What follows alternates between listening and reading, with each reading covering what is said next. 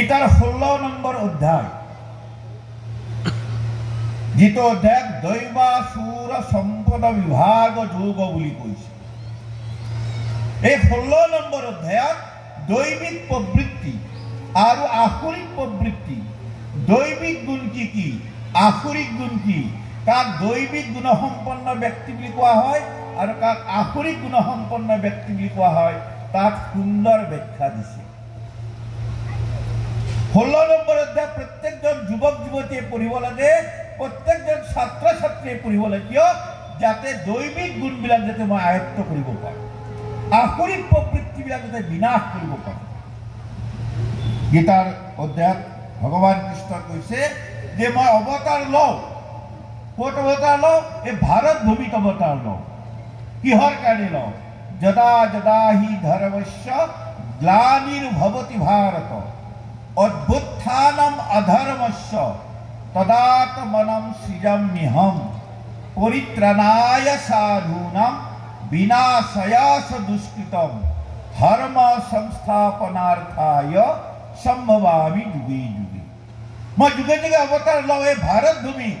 চাবদে, ভগৱান কৃষ্ণই কোৱা নাই যে মই আমেৰিকাত গৈ অৱতাৰ লওঁ, মই জাৰ্মান জাপানত চাইনাত গৈ পেলাই অৱতাৰ লওঁ বুলি কোৱা নাই। ক'ত কৈছে? ভাৰত ভূমি। সম্ভৱামি যুগে যুগে। কেতিয়া? যেতিয়া ধৰ্মৰ গ্লানি হয়। যদা যদা হি ধৰ্মস্য গ্লানিৰ্ভৱতি ভাৰত।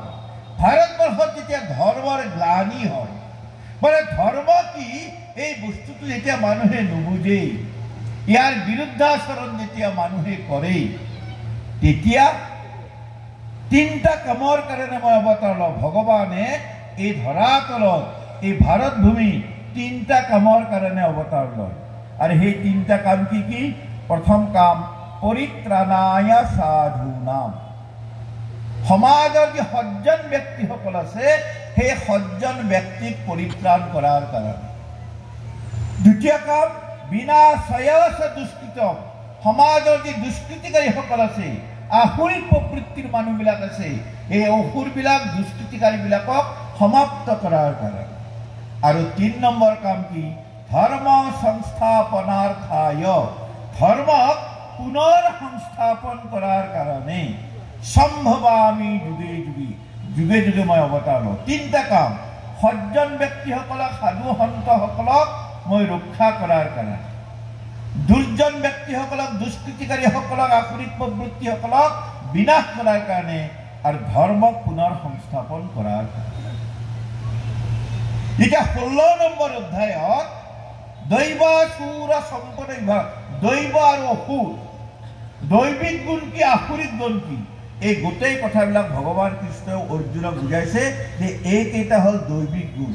এইকেইটা গুণসম্পন্ন মানুহ হ'ল দৈবিক মানুহ, তেওঁলোক দেৱতা সদৃশ। আৰু এইকেইটা গুণ হ'ল আসুৰিক গুণ, আসুৰিক প্ৰবৃত্তি।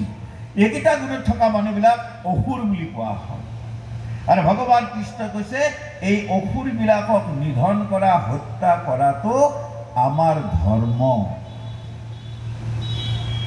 অৰ্জুনক কৈছে বাকী শাস্ত্ৰৰ কথা নকবা, বাকী পণ্ডিতৰ কথা নকবা, তুমি ক্ষত্ৰিয়, তোমাৰ ধৰ্ম কি?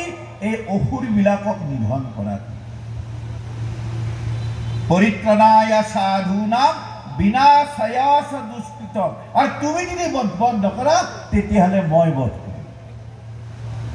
তুমি নিমিত্ত হৈ তুমি বধ।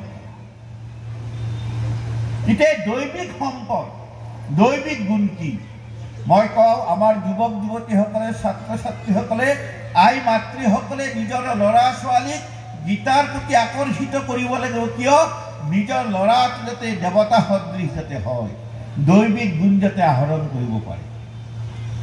16 নম্বৰ অধ্যায়ত কৈছে অভয়ম সত্য সংশুদ্ধি জ্ঞান যোগ ব্যৱস্থিতি দানং দমস্য যজ্ঞস্য শ্ৰদ্ধায়স্তপ অৰ্জমম অহিংসা সত্যম ক্ৰোধ তেজ শান্তিৰপৈশুনম দয়া ভূতেশলোলুপ্তম মাৰ্দবম হিৰসাপলম তেজ ক্ষমা ধৃতি শৈশম অদ্ৰোহো নাতিমানিতা ভবন্তি সম্পদং দৈবীম অভিজাতস্য ভারতে। ভারত এইকেইটা যে গুণ ক'লো এইকেইটা হ'ল দৈবিক গুণ।